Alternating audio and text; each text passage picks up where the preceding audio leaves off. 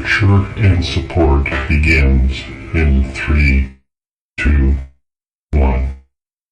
Welcome, everybody, to Nurture and Support, sharing all the awesome since 2013. My name is Matt Shivers, and there are some other folks here you probably know better than me. I don't know how important they are to you. They're kind of important to me, I guess.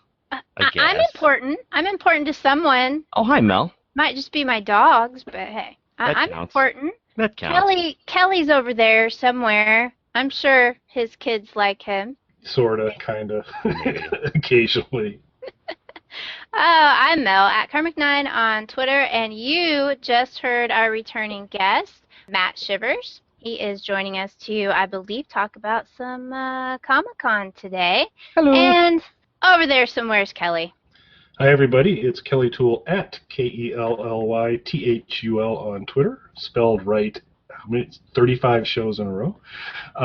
And super excited to have Matt back, to have Matt doing more free voiceover work for us as we got our Sharing All the Awesome in 2013 that we will be hearing in many future podcasts as well. So thank you so much, you of the significant and distinctive voice, Matt. Thank you. Matt Shivers VO on Twitter. I neglected to mention that at the beginning. Yes. And we'll put those links up again in case you don't already have them, folks. He's only the voice you hear at the end of every single episode. Maybe that's why they don't want to hear me anymore. They hear me enough. They just skip to the end to hear you. They skip what we have to say. It's you and the dogs, Matt. You and we had a whiny, kind of howling dog. Yes. Pretty awesome. Right. But yeah, and Matt also has an extremely cool business card that I will get photographic evidence of if it's all right with you, Matt, and we'll post to the blog at some point too. Yeah, that artwork is by my buddy Matt Wiley, mattwileyart.com. Very cool card, so we'll get that out there too. All right. So I think with those preliminaries out of the way, we'll just jump right into it. My recommendation this week, I have not subjected y'all to one of my book trilogies in a while, so now is the time for yet another trilogy, only this is a very special trilogy in that it has 4 books in it. Who knew? Wait a minute. Wait. By definition, 4 books, a trilogy, that math doesn't work out, Mel. I know. Quadology. Yes. Right. Yes. This is probably what gave rise to the massive epic fantasy book that the publishers decide is too freaking long and they have to split it into 2. Oh. So, yeah. This is where George R. R. Martin got that idea, which actually he wasn't very happy when they did that to him, but anyway. This trilogy is called Memory, Sorrow, and Thorn by Tad Williams, and it is quite old. Some of you may have heard about it recently because I believe a couple of weeks ago, Tad Williams announced that he was returning to this world and he was going to write another trilogy based in Ard. That's the land that these hijinks happen in. It's going to be 7 books long, right? No, it's going to be another trilogy that they have 3 book titles for, but I strongly suspect there will be 4 or 5 books in that trilogy. Gotcha. But I will be pre-ordered on all of them, I assure you. So the 3 books in this one are called The Dragonbone-Chair. The second book is The Stone of Farewell. And the third book is To Green Angel Tower, Parts 1 and Part 2. The paperbacks, I think on that last book, the paperback, if they had printed it all as one book, would have been close to 1,700 pages. So that's why they had to split it. Kind of a paper cube. Yes. Right. Yes. And they are every book in this series is quite lofty. You could definitely hurt somebody with the hardback. But this is kind of the series which is listed as one of George R. R. Martin's inspirations for Game of Thrones. This, like I said, this is a very old series. Dragonbone-Chair, the first book, came out in 1988. Unlike Game of Thrones, though, he had this puppy wrapped up by 1993. So you didn't have to wait 15 years to get another book. But that's okay. This is a classic epic fantasy. I've had a few people tell me recently that the young folk find it kind of dated, but I was young when I read it, and this basically defines epic fantasy for me. This is one of my favorite series of all time, and it hits on all of the tropes that you expect in epic fantasy. There's nothing really totally mind-blowing about the things that it covers, but the world building that he does in this series is one of the best examples of world building that you'll ever see. The main character is his name is Simon, and he is the classic lowly kitchen boy who ends up having to save his people from this ancient evil. So there's everything in this book. You've got your lowly little kitchen boy. You've got a couple of princely brothers who are at each other's throats trying to kill each other over the country. You've got a courageous princess. Actually, there's a couple of them. And you've got your wise old wizard type. And you've got elves, though they don't call them elves in this series. They're called the Scythi, but there are, as is classic elf type things, there's good elves and bad elves. You've got trolls, which are not what everybody normally thinks of as trolls. These are more like dwarf type trolls, but they're troll-like, but they ride wolves, which is very cool. They're not goblins. They're not goblins. Okay. No. No, they're like basically short people who are very wise and live in the mountains. So most of us would more ideally associate them with our idea of dwarves than we would trolls. But anyway, that's the way it goes. It was 1988. They ride wolves, or at least one of them does. It was a weird time in '88. It was. A lot of wolf riding. There was a lot of spandex and a lot of sparkly things, and it tended to make the brain spin around a little bit. But the title of the series, Memory, Sorrow, and Thorn, those are the names of 3 magic swords that play a very integral part to the story. Whether evil gets the swords, whether good gets the swords, and what will the swords actually do. So the little kitchen boy Simon has to go through all of these horrors and trials and tribulations to become the person who needs to basically sort of accidentally, only because kind of he has to, try to save his people. He's a very good character in that he's not your typical hero type who decides that, oh, he has to do something and he has to save the world. He stumbles along through every step of this process in a pretty realistic fashion. He's just a kid who would rather go catch frogs than learn to read, or go try to play swords than actually go get in a fight with anything. So he only ends up on this path out of sheer bad luck. And it ends up that he has a destiny. But like a more recent series that everyone's familiar with, Game of Thrones, the books do change point of view. I don't remember if it's every chapter, every couple of chapters, or they're just kind of thrown in there, but he does tell the story through an entire cast of characters. Now, I have been not particularly quiet in the past about Game of Thrones is not my most favoriteest thing in the world anymore. I love the story, but I don't like the books so much anymore because it takes too long for anything to ever happen. One of the things I've always liked about this particular epic fantasy is that the story moves along very quickly.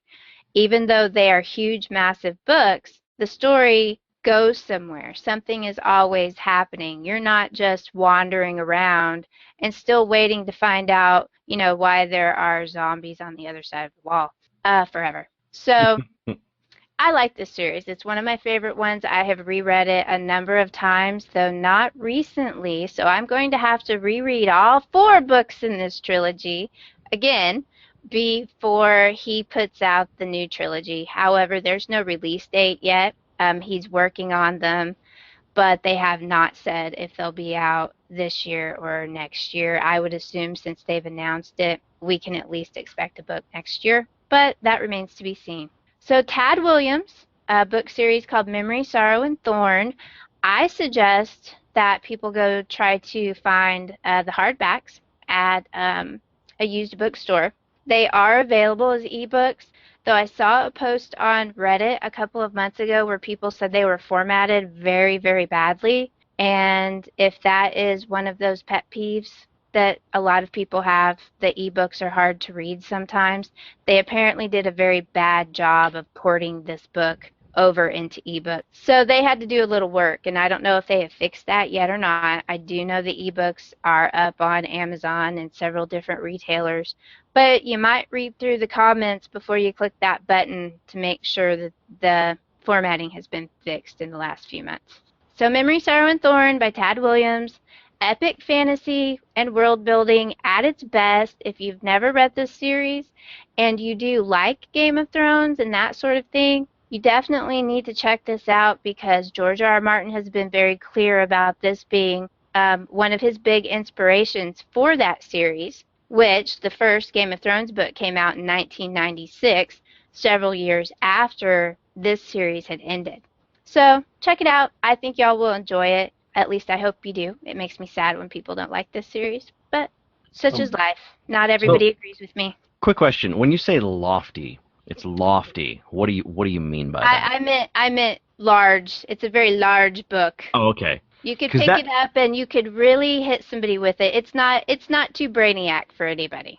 Because that's the one reason. Yeah, I'm a bad geek. I couldn't get into Tolkien because he'd take like 4 pages to describe a tree, and I was not down with that.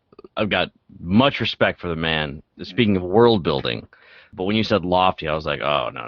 No, I'm sorry. I just meant they're very large, cumbersome books that you could hurt people with. Gotcha. I think you'll like these. Especially as I've gotten older, I don't like all of the wandering around and not going anywhere that a lot of these epic fantasies nowadays seem to think that they need to do, because I think Game of Thrones has done that so well and is so popular. And this one, there is a lot of wandering. I mean, it is a big journey, but things are always happening. There's a few slow points, more so in the very first book than in the rest of the series, but pretty much the story's always going somewhere. You have to get through Simon as pretty much a young child in the very first book, and that can be a bit of a slog as they're setting the story up. But once the action starts going, this series moves really fast. So I don't think you'll have a lot of problems in that area, but everybody's different. Kelly, you a Game of Thrones fan? I am not, because I'm not sure if I've covered it on this show or not, but due to a negotiated settlement that got me high-definition television in my household, I had to forego HBO. It was kind of a keep the bill at a certain level deal, and I had to watch Bears games in high def. So I totally understand that. We cut cable 7 years ago, so I don't have, I don't even have basic cable, let alone HBO. But traveling, I've seen a couple of episodes of Game of Thrones, and I gave it a shot, and it really didn't jump out at me, and it's something that it probably should have. I should like it. By rights, I should be a #1 fan of that show, and I'm just not.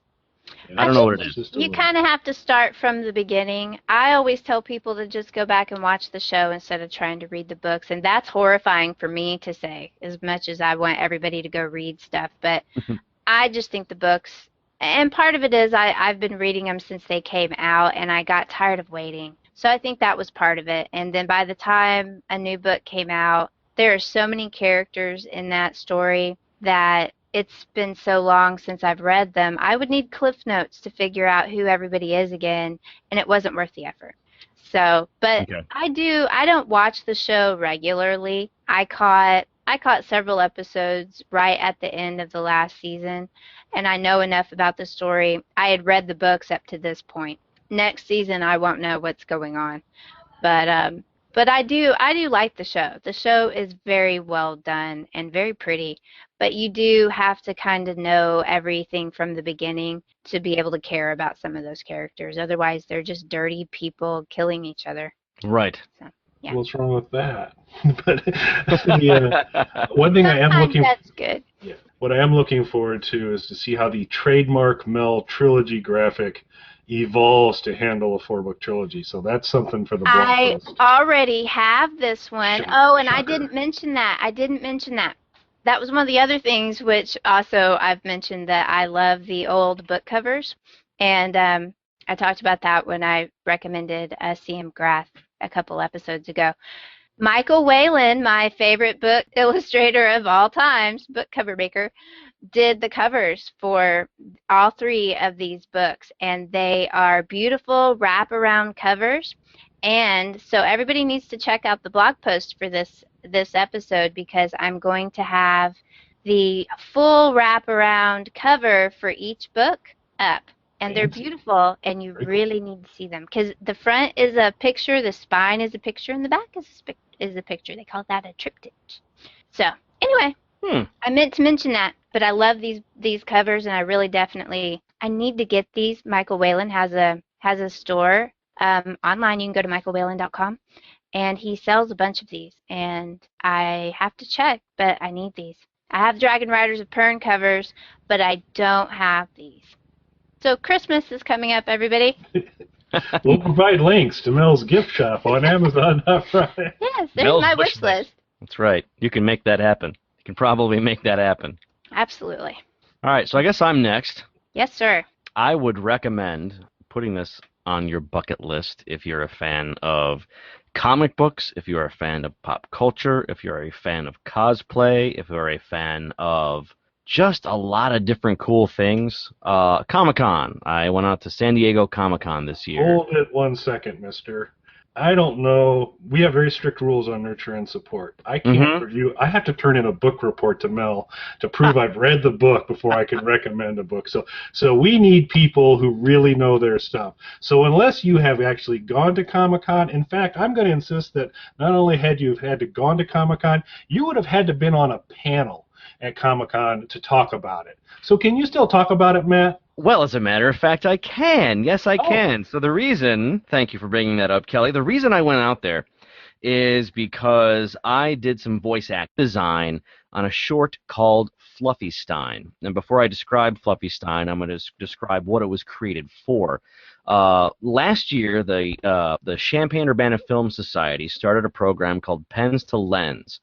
And it's basically to get kids involved in filmmaking.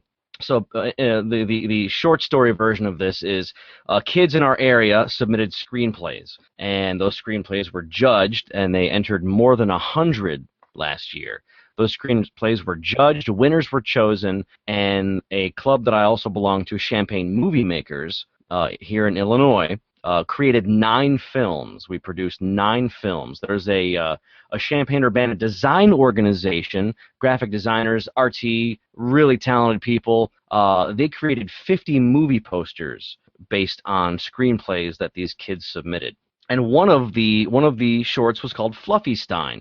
And Fluffy Stein was created by a couple of 6th grade girls. They wrote a story about a young girl. She has a little brother, Theodore, and Theodore has stolen her stuffed bunny, and he has created Fluffy Stein from this stuffed bunny, and he brings it to life via lightning and an old control panel, and it's very reminiscent of the old Frankenstein movie. And so I did sound design for a good portion of that, and I voiced Theodore, the kid. Now, this was live action, so his lips weren't moving, but it was a 3-year-old kid, so you just kind of had to go with it.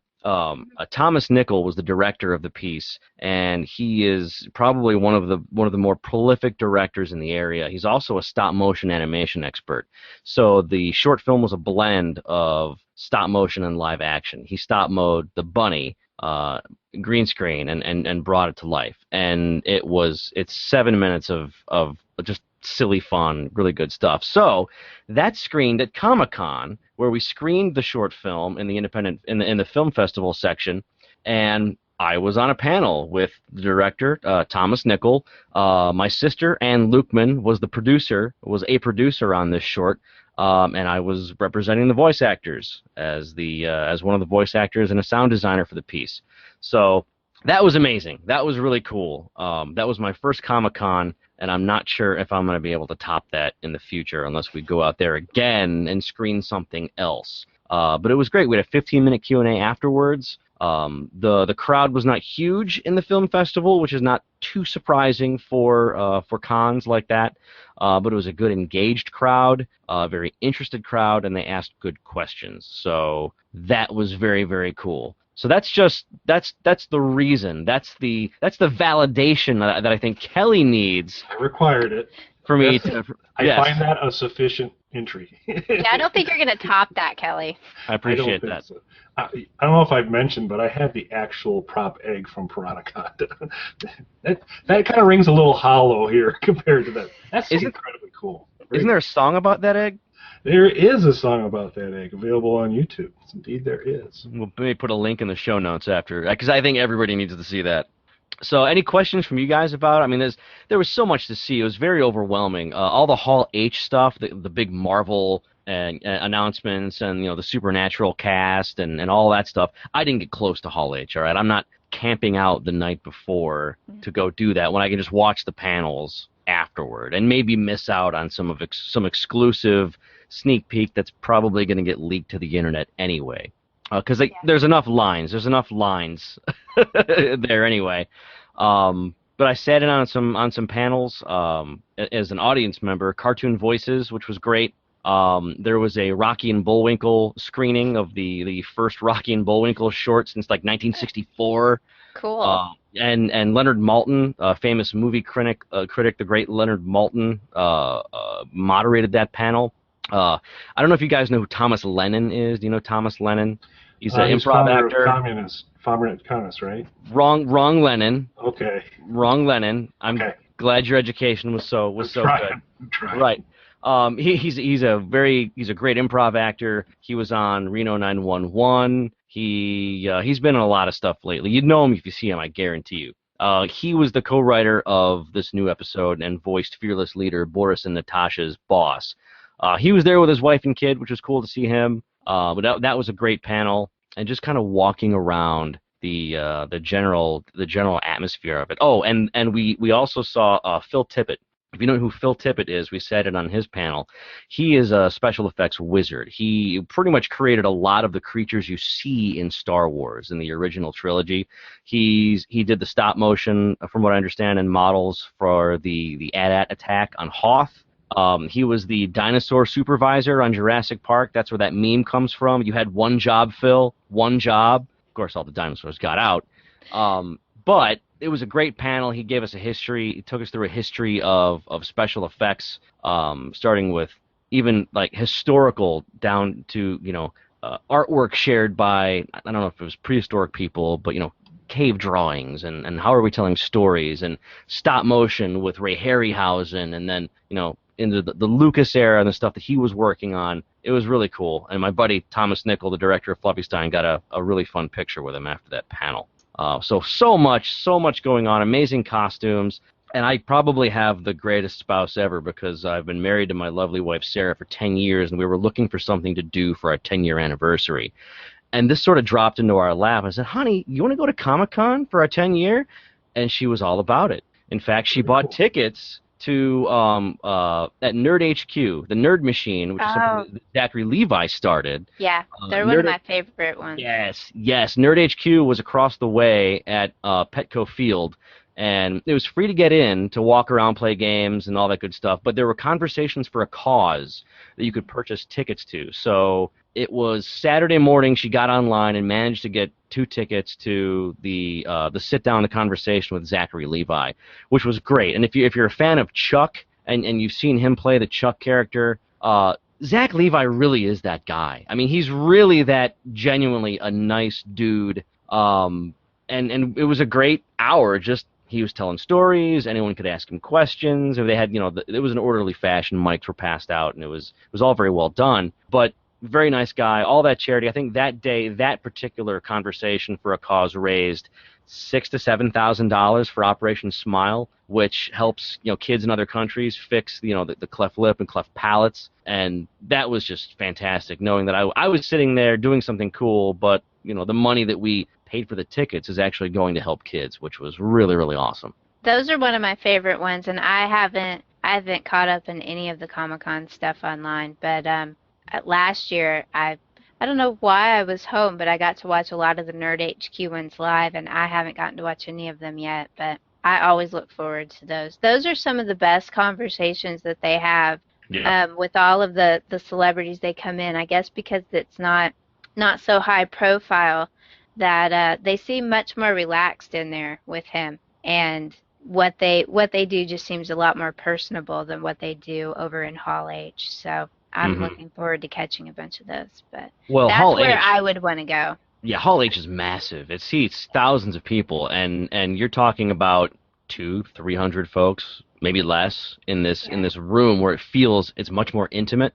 I mean, you're right there. I mean, it's not like you're in the back straining for a seat. There's no beds. They've engineered it, I think, that there's no really bad seat in the house.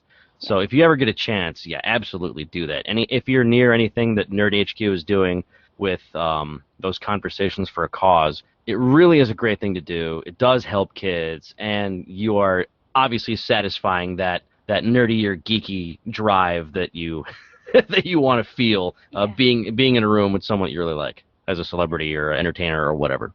Yeah, I love him. But I was a big Chuck fan too, so. Oh yeah, definitely. Yeah, it was a great show. So now so I'm a little murky on the whole Comic-Con ticket situation. So my sense is once you get a ticket, you're in a better position to get your next ticket. So me having never gone, I'm in like the worst position. So are you now? Did you, being on the panel, did you actually get Comic-Con tickets? And so where I'm coming at, am I going to have to be nicer to you? Because that's not a reality I embrace.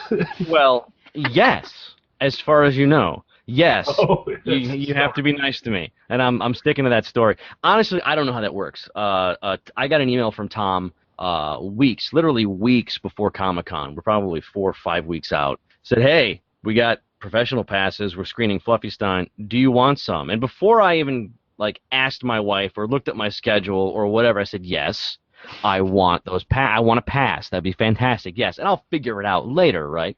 Yeah. So. Unfortunately, my buddy Justin Klett, he's another voice actor. He played Fluffy Stein, the title character. He couldn't go. He couldn't go to Comic-Con, so there's this badge left over. And I said, Tom, would my wife be able to snag that badge? And it was no problem, and she did. So we all had professional badges. It was a 4-day badge. I don't know. I mean, they were sort of, I believe, gratis with the screening. I'm pretty sure Tom didn't pay for them. I know I didn't pay for them, and those badges are probably like $200 a pop. So I don't know, Kelly. I mean, I would err on the side of caution and say, yeah, you should definitely be nicer to me now. Ah, crap. All right. Fine. Yeah.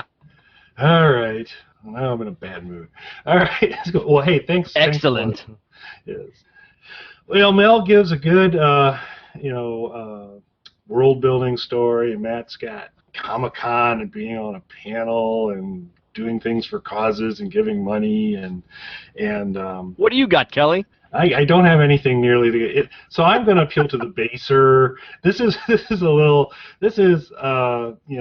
it's kind of rough around the edges, but I just enjoy it so much that I just had to recommend it. I'm really worried now. Yeah, I am sitting on the edge of my seat. There's too much talking going on. Yeah, so this is the Sean Schick noted equivocation that I do. Oh, well, I'm doing this recommendation, but anyway, it's Archer. I'm going to recommend Archer, the television show Archer. Hell yes. Oh my goodness. What a wonderful, wonderful show of horrible, horrible people.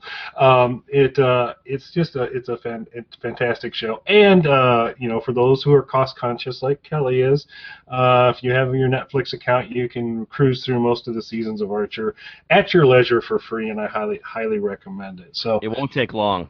No, they're nice, and that's the other thing. I got the attention span issue, so the episodes are fairly short, so I can kind of cruise through them fairly quickly. But for those who don't know about Archer, it's a series on FX.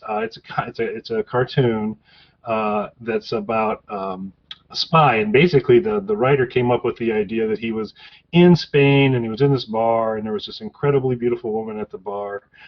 And he couldn't figure out a way to approach her. And he goes, if I was like a secret agent, I'd have always had the right line. I could just walk in there and sweep her off her feet, and wouldn't that be great? So they came up with this idea to say, let's kind of create this idea of a super spy, so kind of a James Bond, but it's a James Bond in this case who works at ISIS. ISIS is the name of the the spy agency, which is like the CIA-ish. It seems to be kind of a private concern. It's a little blurry, but there's a lot of things that are a little blurry about Archer, like what time frame it's in, because as you watch the show, most of the characters dress in kind of 1950s, 1960s Mad Men finery, and they got the 50s haircuts, and they do that, and some of the computers look like the Apple Lisa, and there's punch cards occasionally. But there's also GPS and laser sights and USB drives, so it's kind of all over the place. And at least it's an alternate universe. Yes, That's a good way to put it. It is in many, many ways. Yeah, because the Cold War is still going on. There's still Soviet Union. Castro's still in charge of Cuba. But then there's somewhat more topical references as well. So and the cars kind of vary in age in terms of it. So it's hard to pin down exactly. But it's not for the faint of heart. It's definitely not for viewing with the kiddies, because they get right at a few topics, and some of the characters have some fairly deep flaws that you find out about quickly. Just to give a quick roll call of the characters, there's Sterling Archer, whose code name is Duchess, which his mother gave him, which I believe was his mother's favorite dog as well, who's this very, cuts the 007 dashing super spy guy, but is just a walking man-child, an idiot, and there isn't anybody more self-centered in the universe than Archer. But it's in an endearing way, because he's not mean-spirited, he's just all about Archer, and so it's pretty hilarious that way. I don't know, visit with Mel after the show on whether we'll include, there's a wonderful segment when Archer is given a Dodge Challenger spy car as a birthday gift, and the whole process of him receiving the gift and reacting to it captures many of the characters' traits and definitely demonstrates kind of what Archer's all about. But it's also got a little edge to it, so we'll talk about it from there. I love this show. I think you're dead on. It is. I keep, I watch a little bit of it, and then I'll get kind of caught up into something else, and then I get back to, I'm like, why am I not watching this all the time? I love this. This is great. I've never seen it. I've heard about it, but I've never seen it. Yeah, it's you invest 22 minutes and you catch the first episode, and you'll totally get the gist, because there's Lana Kane, who's the kind of female counterpart to Archer. Kay is equal in terms of probably actually better than him in many of the responsibilities of a spy. But she's got a couple issues herself, including huge man-like hands, which they constantly berate and make fun of her huge bear claw hands in very mean ways. Cyril Figgis, who is kind of the accountant, nerdy guy, he's got a lot of issues as well. Cheryl Tunt is the secretary who originally started off as being, I'm kind of in love with Archer and he's taking advantage of her, but then she just took a left turn and is this complete whack job where she's constantly sniffing glue in the office. She likes to be asphyxiated and struck. She's a pyromaniac. She's a very strange lady, but she's in there. And then Pam, the head of HR, is forced to be reckoned with. Among Pam's various skills are she's a bare-knuckle fighter and has, I think, 5 kills to her credit, which she has tattooed across her back, amongst many other things from there. So there's a lot of strong women characters in this show. Very strong women characters. I mean, everybody's got like a huge flaw, but there isn't. But the women characters hold their own, and really, and I don't know, all the characters bring great laughs, but they are a co-equal part of the show, and carry a lot of the humor, because you've also got Dr. Krieger, who may or may not be a clone of Adolf Hitler, who's a scientist who's got a lot of problems, including creating anime girlfriends that he likes to hang out with, and of course Mallory Archer, who is the head of ISIS, and hard-drinking, worst mother in the world. Probably explains a lot why Archer the way he is, although I think Archer came out kind of messed up to begin with, but then the whole nature-nurture thing kind of messed him up. So it is hilarious. For the first 4 seasons, they did the spy thing. Then at the end of the 4th season, ISIS was shut down due to all their various infractions. So the 5th season was called Archer Vice, and Archer Vice was them securing a literal ton of cocaine that ISIS had garnered over time. and moving into the business of selling it and doing that. So let me ask you this: I have not seen Vice yet. Is that on Netflix now? Is Vice on Netflix now? Vice is not. They go up to right now season 4 on Netflix. Okay. Where I think it stops. Okay. So I think Archer Vice is actually wrapping up now, or pretty close to it. There, they said, and so they rebooted the series for Archer Vice for season 5, and they've already clarified we're going to unreboot for season 6, and they're going to go back to the spy thing. So. But it's hilarious. There's a lot of it's amazing. Some amazing things happen. There's some interesting ties back to some other shows like C-Lab 2021 and those types of things. Either some of these voice actors worked on them, or they make some references to it. There's a little bit of some ties in occasionally to Bob's Burgers as well. There's a bit of a connection there, and some of those. So it's really outstanding. It's horrible people. Well, not horrible, but they all have a flaw. They all have an attribute of them that you feel for them, but then they also have somewhat issue that they're working through. But it's funny. One of the Mel, I hope to find before we post the blog a link to the actual characters. In Atlanta, they went through and they found prototypes for each of the characters, people to kind of pattern the cartoon character after, and so they found this very dashing, dark-haired man for Archer. A young lady who worked at the local Hooters establishment became the Lana model from there, and they all do all these. When they show the photos of all these folks, you can see the character in there. But one of the funniest things about it is H. John Benjamin is the voice of Archer, and he's awesome as it, but he's not a dashing man in real life. No.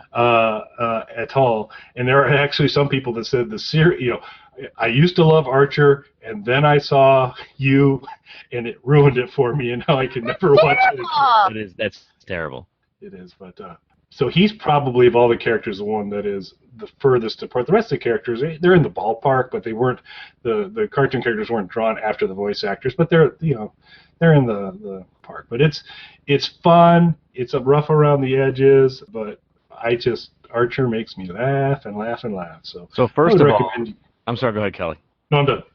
I would give my left arm to be a voice on this show. Seriously, I would sever my left arm to be a voice on Archer. It's so good. It's so well written. The cast is amazing, and they get great guest stars, amazing guest stars, and people like you wouldn't even think of. It's fantastic. I'm so glad you recommended this because more people need to know about it. It's really great. And the cast is phenomenal. Chris Parnell, Aisha Tyler. You mentioned H. John Benjamin.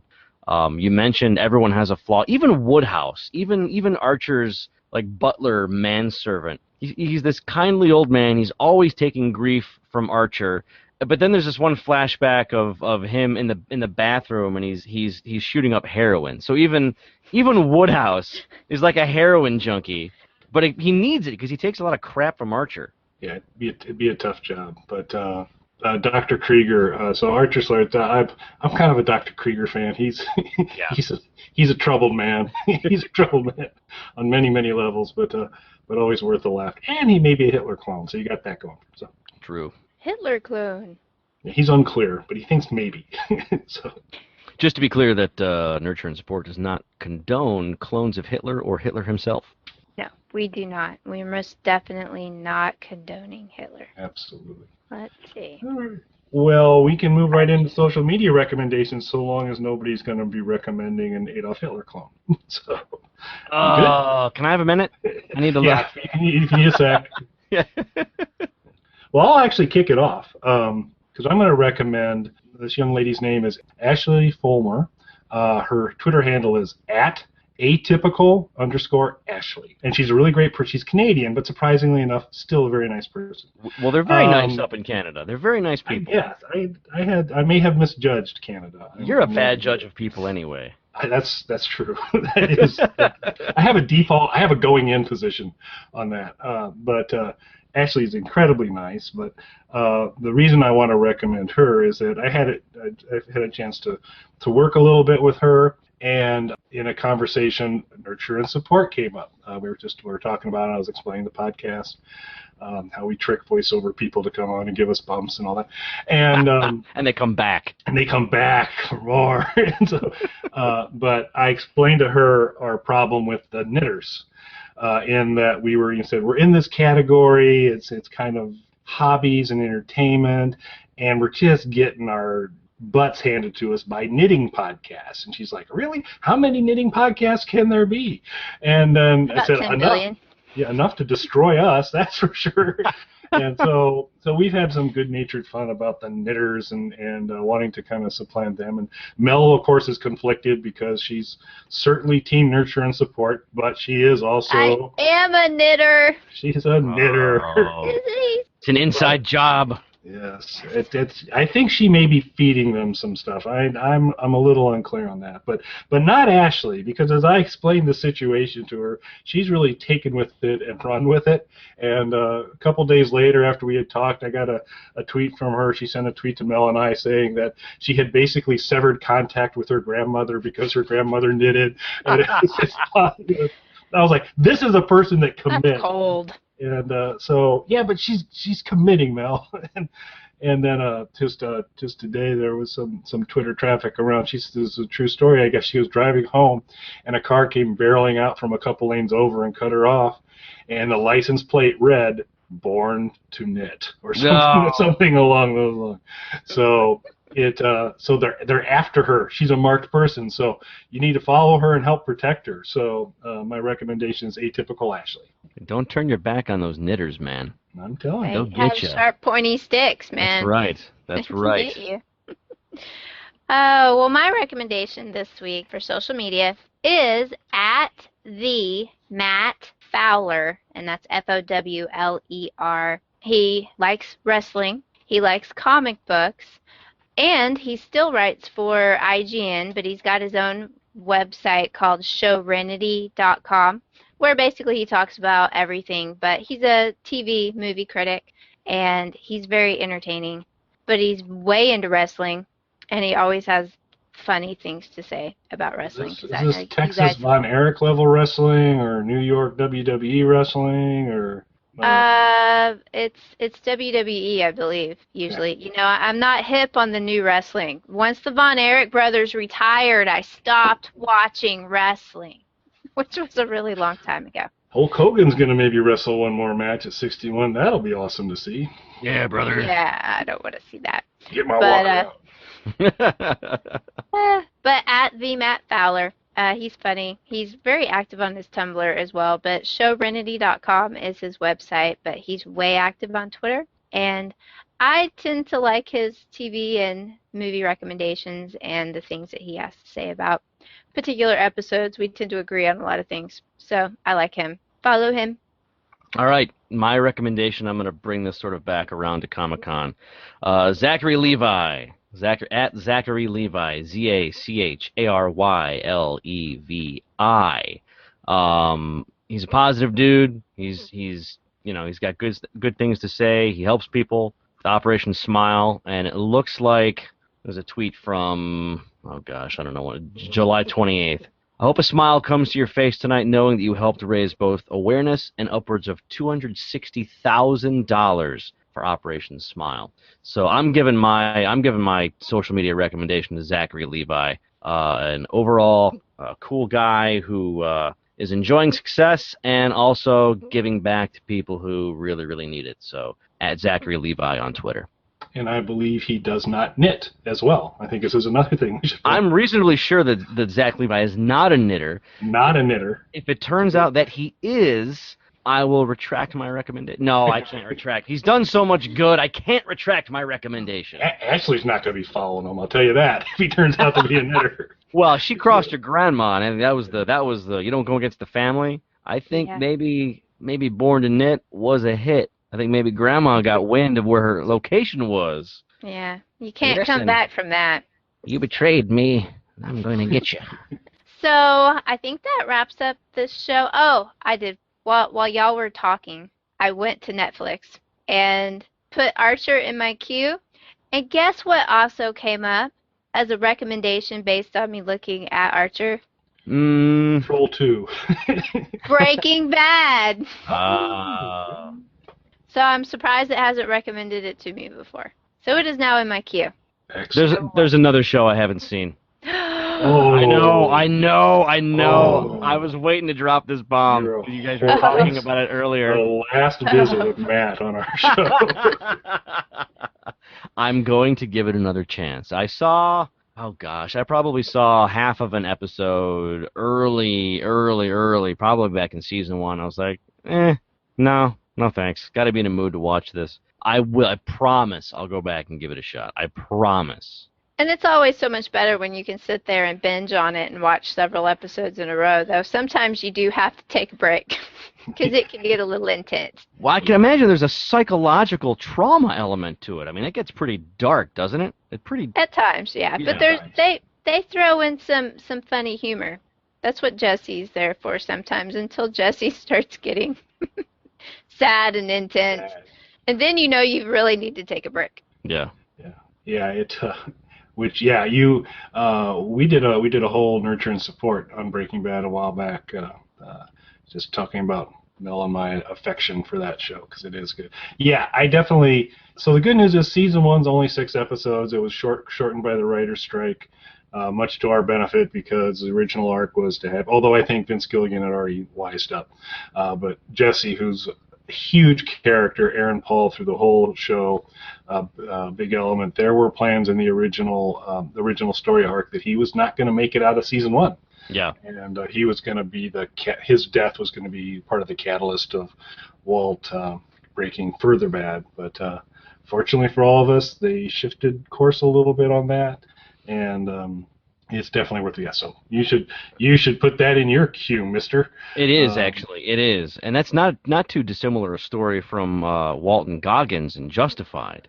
He plays Boyd Crowder. He wasn't supposed to make it out of the pilot. At the end of the pilot, he gets shot in the chest. But he tested so well, and the audience loved him so much. They brought him back, and he's been a constant. Like him and Raylan, played by Timothy Oliphant. They're the two constants of the show. The back and forth between those guys is incredible. So yeah, happy little accidents like that, and you never know what's going to happen. Yeah, Breaking Bad wouldn't be the same show without Jesse. I don't know where they would have gone with it. Probably still would have been good, but I don't know that I'd have loved it as much without Jesse. Just brought a certain whimsy to it, and then you care so much about him that when things start going badly, just don't know whose side you're supposed to be on. Badly for Jesse. Yeah. So. Incredibly badly for Jesse. So. Yeah. But yeah, we could sit here and talk Breaking Bad for ever. Yeah. Maybe we'll just wrap it up for this week. Probably a good idea. We'll yes. I'm sure this won't be the last time we talk about. We'll have Matt back on to talk about Breaking Bad, because once you watch season 1. Yep. Yeah. Don't give us a call. don't bother. Let's 6 episodes. You can. I mean, you'll know. Right. Know if you like it by then. Right. So. Mel likes her book reports double-spaced, single-sided, so you'll just need to submit that for 6 episodes, and then we'll see how it goes. Absolutely. So here in just a moment, folks, you're going to hear Matt Shivers taking us out from another episode of Nurture and Support, and we hope to hear from you next week. Thanks for listening, everybody. Bye. You can contact us on our website, nurtureandsupport.net. or email us at nurtandsupp@gmail.com. That's NURTANDSUPP@gmail.com. Or tweet us at nurtandsupp on Twitter. Nurturing and supporting Targeted.